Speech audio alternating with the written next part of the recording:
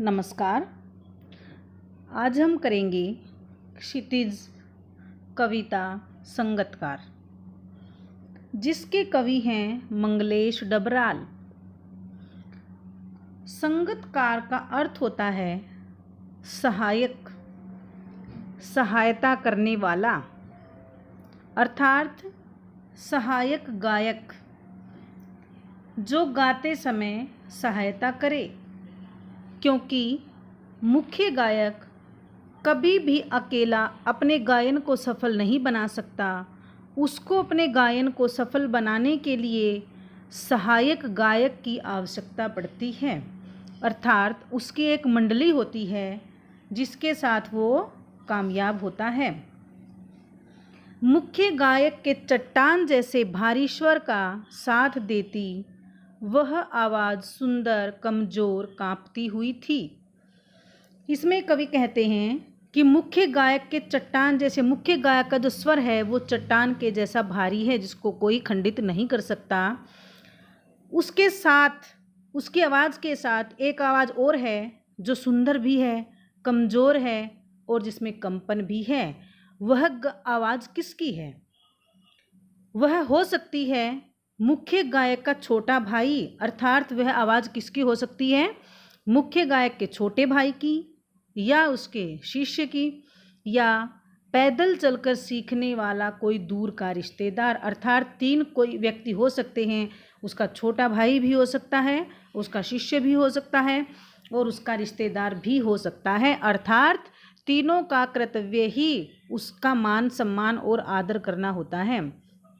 तो तीनों यदि रिश्ते नाते से देखा जाए तो तीनों के लिए भी मुख्य गायक सम्माननीय है।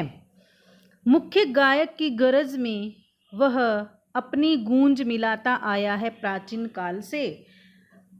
संगतकार का हमेशा से यह कर्तव्य होता है कि वह मुख्य गायक की आवाज़ में अपनी आवाज़ मिलाए रखे।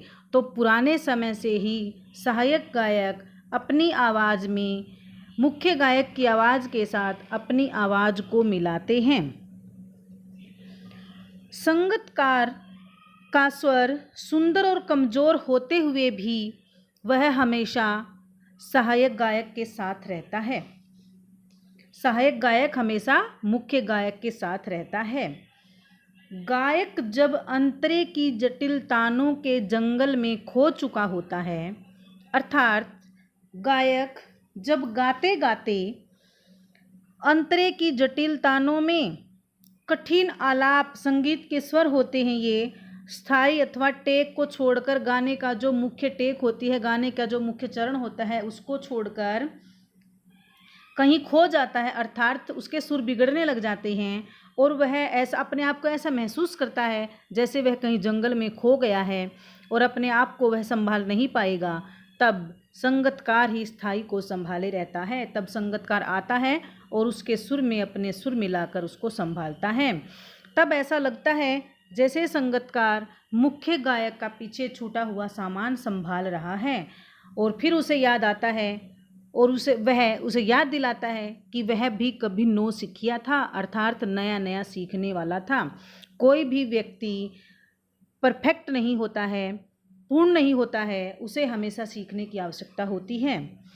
तार सप्तक में जब बैठने लगता है उसका गला, अर्थात जब कवि का गला, मुख्य गायक का गला गाते गाते बैठने लगता है, तार सप्तक होता है सबसे ऊंचा स्वर, और तब उसकी प्रेरणा उसका साथ छोड़ती हुई नजर आती है। आगे बढ़ने की इच्छा शक्ति, उसका उत्साह डगमगा जाता है और ऐसा लगता है जैसे उसकी आवाज़ कम हो गई है और राख के जैसा कुछ बुझने लगा है, गिरने लगा है। तब मुख्य गायक को ढांढस बंधाता, मतलब मुख्य गायक का हौसला बढ़ाता हुआ संगतकार कहीं से आ जाता है, अर्थात संगतकार अपनी आवाज़ मुख्य गायक की आवाज़ में मिला लेता है और उसके हौसले को बढ़ाता है। कभी कभी वह यूं ही दे देता है उसका साथ, यह बताने के लिए कि वह अकेला नहीं है। संगतकार अपने कर्तव्य को हमेशा याद रखता है और वह ऐसी परिस्थितियों में मुख्य गायक का साथ हमेशा निभाता है जब उसका हौसला डगमगा जाता है, उसका उत्साह नष्ट होता नजर आता है। फिर उसको यह एहसास दिलाता है कि वह अकेला नहीं है, उसके सहायक गायक भी उसके साथ हैं। और यह कि फिर से गाया जा सकता है गाया जा चुका राग। और वह यह भी उसको आश्वासन दिलाता है कि एक बार कोई व्यक्ति निष्फल हो गया, असफल हो गया, तो जरूरी नहीं है वह बार बार असफल हो जाए। एक बार जो गीत गाया जा चुका है वह दोबारा भी गाया जा सकता है। और उसकी आवाज़ में जो एक हिचक साफ सुनाई देती है, उस समय संगीतकार की आवाज़ में एक हिचकिचाहट भी होती है। वह क्यों होती है? या अपने स्वर को ऊंचा न उठाने की जो कोशिश है, उस समय संगीतकार अपनी आवाज़ को मुख्य गायक की आवाज़ से ऊंची नहीं उठने देता, क्योंकि वह उसका अनादर होगा, उसे विफलता नहीं। ये मत समझें कि संगीतकार विफल है या असफल है, बल्कि उसकी मानवता है। वह एक अच्छा मानव है जो अपने गुरु, अपने रिश्तेदार, अपने बड़े भाई अर्थात अपने मुख्य गायक का हौसला कम नहीं होने देता। यदि वह अपनी आवाज़ उससे ऊंची कर ले तो मुख्य गायक का महत्व कम हो जाएगा।